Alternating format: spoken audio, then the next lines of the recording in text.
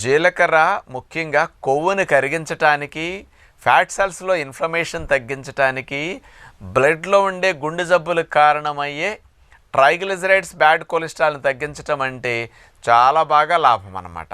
Obesity ఉన్న వారికి 3 సమస్యలు ఎక్కువ ఉంటాయి: డయాబెటీస్, గుండె కొలెస్ట్రాల్ సంబంధమైన విషయాలు, ఫ్యాట్ ఎక్కువ డిపాజిట్ అవ్వటం, ఇన్ఫ్లమేషన్ రావటం, లేకపోతే ఇన్సులిన్ రెసిస్టెన్స్ అనేది.